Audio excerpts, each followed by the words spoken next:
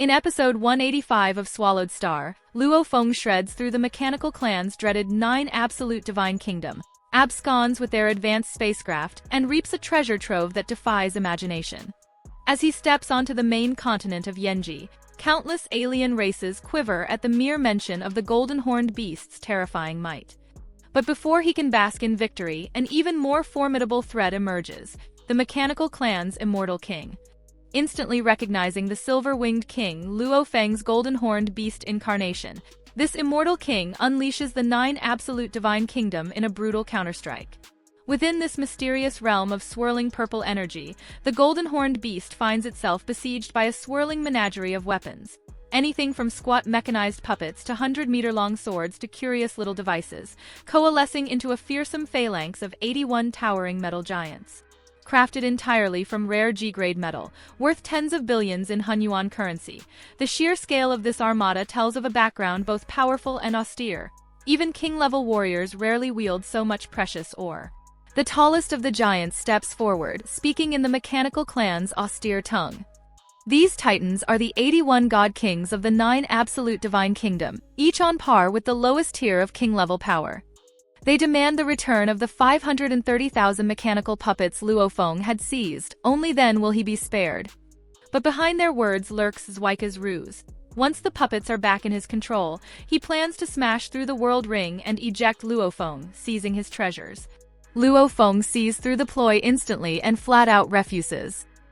He knows speed is his greatest weapon, so instead of meeting steel with steel, he darts into motion.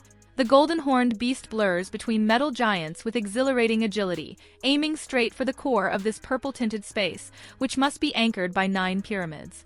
But as he nears the edge, a writhing mass of purple threads snakes out to anchor him in place. Struggling doesn't help, more tendrils coil about him.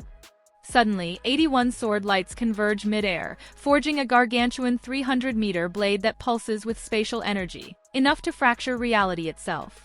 Cornered, the Golden-Horned Beast folds in protectively, wrapping itself in its wings, bracing for the strike. From a distance, Zwaika's contemptuous laughter echoes. The 9 absolute divine kingdom seems invincible. And yet, the giant blade smashes into the Golden-Horned Beast, casting it across hundreds of thousands of kilometers like a colossal silver egg.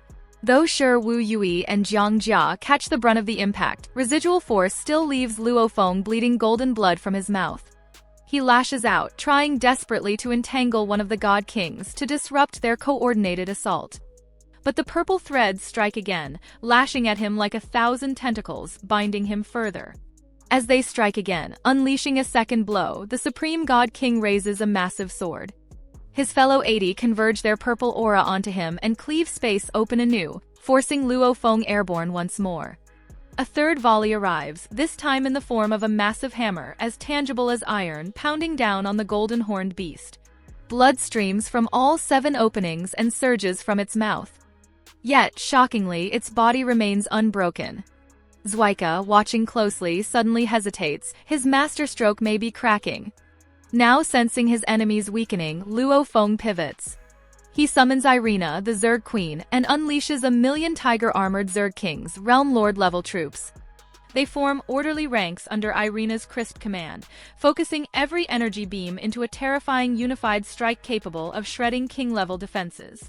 The pyramid's core, those 9 anchors of purple energy, becomes their target.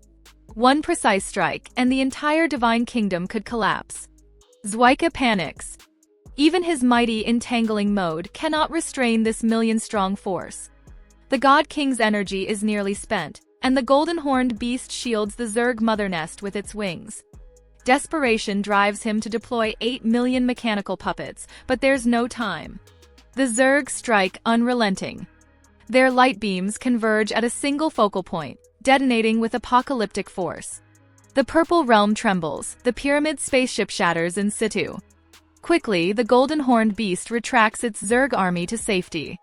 Though hundreds of thousands of kilometers distant from the epicenter, shockwaves still shake it and leave bruises, but that attack would have obliterated even a peak-level king outright.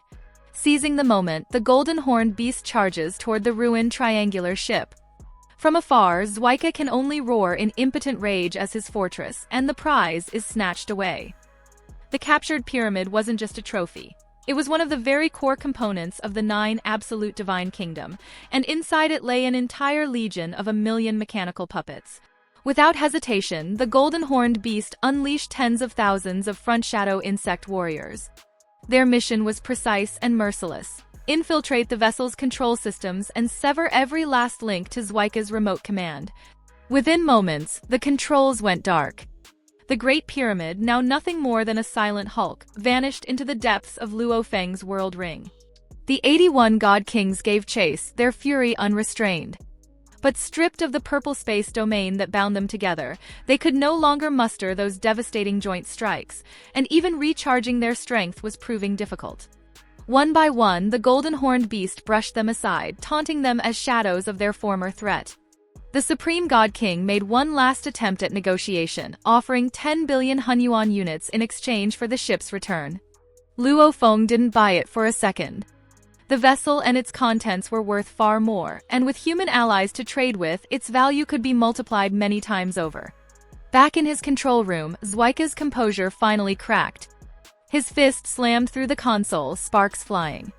Losing that core craft crippled the Divine Kingdom's operations, an unbearable blow. He had intended to flaunt his might on the Outer Realm battlefield, but the Golden-Horned Beast had shattered that ambition in one brutal encounter. From utter suppression to decisive victory, Luofong had turned the tide and reaped enormous rewards.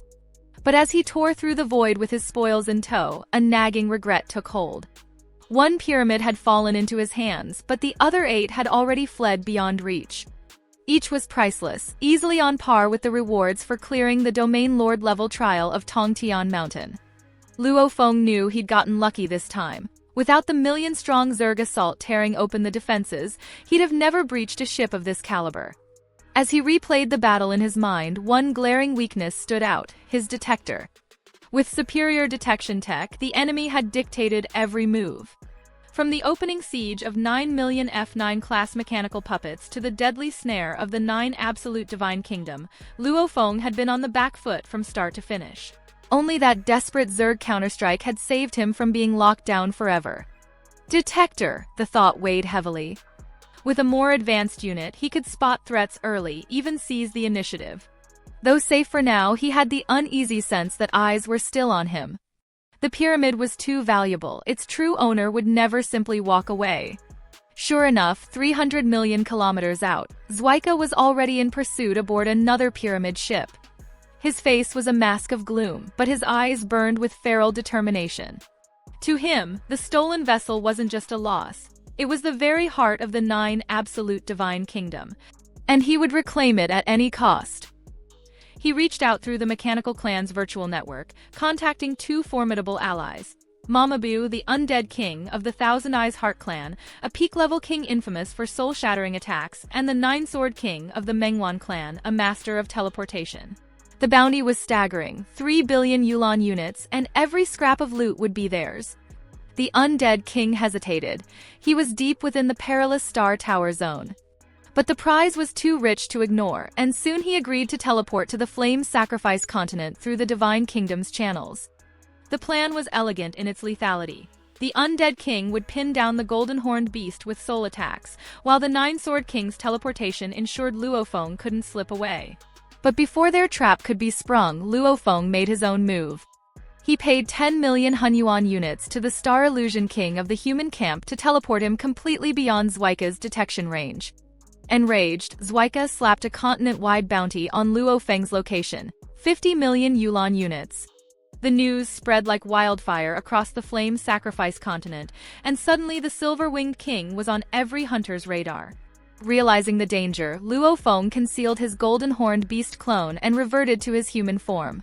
He set his course for Barracks Base 026, where he could liquidate his haul and finally afford a high-grade detector. But midway through his return, the unexpected happened. It began as a tremor deep in his cells, a magnetic pull so intense it eclipsed even the allure he'd felt when first encountering the soldier's armor. Somewhere out there, in the distant darkness, a treasure of unimaginable importance was calling to him. The sensation was overwhelming, almost intoxicating. At that same moment, a sleek black sword-shaped spacecraft glided into the Yanji system. A young man in black armor, his aura steeped in darkness, stood aboard. It was his vessel that was the source of the summons. Now Luofong faced a cruel choice. Return to base to secure his spoils and buy the detector he so badly needed, or follow this pull toward the mysterious treasure. For 3 long months, he trailed the signal, the source never deviating from a steady course. It had to be aboard a ship. When the gap closed to 10 billion kilometers, he brought his craft to a halt, observing in silence. Hours passed. The other ship made no sign it had spotted him. That meant they couldn't sense the treasure's presence, a small relief. Deciding to move in, Luofong ordered his vessel forward. Aboard the sword-shaped craft, the black-armored youth spoke of the fierce competition on the outer battlefield, revealing his origins in a strong but non-peak tribe. In the vast hierarchy of the universe, such tribes had to band together to contend with the 6 peak clans. But as Luo Feng's ship edged within 1 billion kilometers, his detector fell silent. The target had vanished from its readout entirely. Cold realization struck. They had far more advanced detection equipment, just like Zweika's forces. In the outer battlefield, that kind of information imbalance could be fatal. At 300 million kilometers, the truth came into sharp focus. The other ship changed course, angling directly toward him. They hadn't just found him, they'd locked him in. The black-armored youth's high-end detector, a gift from a venerable, gave him absolute control of the engagement. The treasure's call was still there, burning in Luo Feng's chest. But so was the knowledge that, in his current state, his human body could only match a primary immortal of the marquee level. This opponent was clearly exceptional, and if they were linked to the mechanical clan, exposure could bring Zweika's wrath crashing back down on him. Babata's urgent warning cut through the pull of greed, don't take the risk. Weighing it all, the danger, the stakes, the potential fallout, Luofong made the hard choice. He ordered a full-speed retreat. He slipped away into the void, safe, but the treasure slipped away with him. Watching the sudden acceleration from afar, the black-armored youth calculated the pursuit time, decided it wasn't worth the chase, and turned his ship back onto its original path.